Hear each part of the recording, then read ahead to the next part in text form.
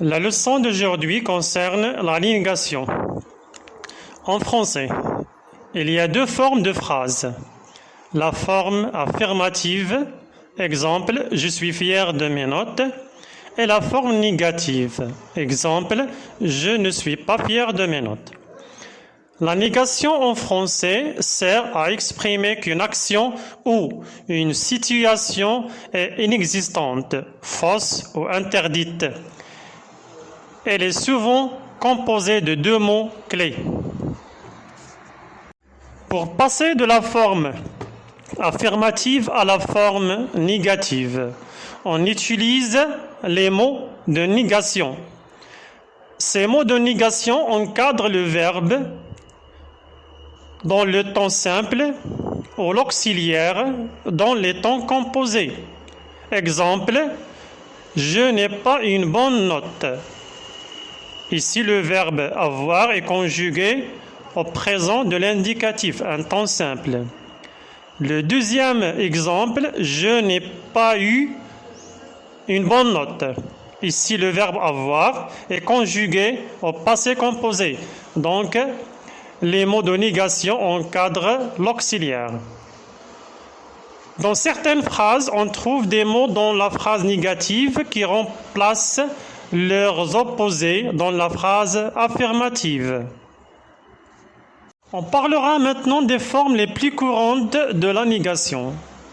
Commençons par la négation simple, la forme de base pour nier une phrase.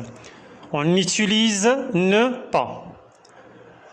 Ne pas encadre le verbe ou bien l'auxiliaire, comme on a déjà dit au début. Exemple, je mange une pomme, je ne mange pas de pomme. Ou bien, j'ai mangé une pomme, je n'ai pas mangé de pomme. Il parle français, il ne parle pas français. Il y en a des mots de négation qui sont des opposés d'autres mots qui se trouvent dans la phrase affirmative. Jamais remplace toujours ou bien souvent. Il indique la fréquence. Exemple, il révise toujours ses leçons. Il ne révise jamais ses leçons. On peut dire aussi, il révise souvent ses leçons. Il ne révise jamais ses leçons. Plus remplace encore. Exemple, il reste encore du thé. La négation, il ne reste plus de thé. Donc ici, plus remplace encore. Rien remplace tout ou bien quelque chose. Et tout ne doit pas être un déterminant. C'est-à-dire, il ne doit pas être avec un nom. Donc on peut dire, je vois quelque chose, ou bien je vois tout. La négation, je ne vois rien. Personne remplace quelqu'un ou tout le monde. Et se place au même endroit où il y a quelqu'un ou bien tout le monde. C'est-à-dire, si quelqu'un ou tout le monde ont la fonction d'un sujet, personne devient aussi sujet. Et si quelqu'un ou bien tout le monde prend la fonction d'un complément, personne prend aussi la fonction du complément. Exemple, je vois quelqu'un, je ne vois personne.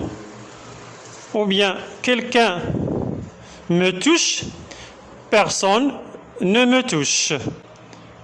Nulle part remplace quelque part. Je vais quelque part, je ne vais nulle part. Ni remplace et ou bien où dans la question. Il y a le fromage et le chocolat. Il n'y a ni fromage ni chocolat. Donc on écrit ni avant le premier nom et ni à la place de et. La négation de déjà dépend du contexte et du sens dans lequel déjà est utilisé. On peut utiliser jamais ou pas encore. Jamais signifie qu'une chose ne s'est pas produite du tout, à aucun moment, et sous-entend que cela pourrait ne jamais arriver. Exemple, je suis déjà allé au musée, je ne suis jamais allé au musée, cela n'est jamais arrivé jusqu'à maintenant et on ne sait pas si ça arrivera dans le futur. On peut utiliser pas encore pour remplacer déjà. Donc, pas encore signifie qu'une chose ne s'est pas produite jusqu'à maintenant, mais qu'il y a une possibilité ou une attente qu'elle se produise dans le futur. Exemple, je suis déjà allé au musée, je ne suis pas encore allé au musée, cela n'a pas encore eu lieu, mais il est possible que j'y aille plus tard, c'est-à-dire dans le futur. L'opposé de souvent. Dans la négation peut être aussi ne pas souvent, qui exprime une fréquence réduite, mais pas totalement inexistante. Cela diffère de ne jamais qui marque une absence totale. La différence entre les deux formes.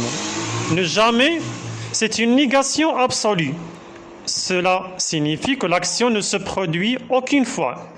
Exemple, il ne sort jamais, c'est-à-dire il ne sort pas du tout.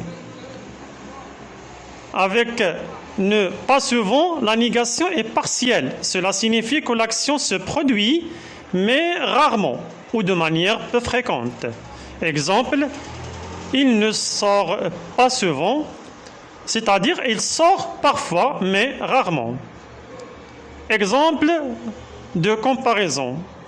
Phrase affirmative. Je voyage souvent à Paris.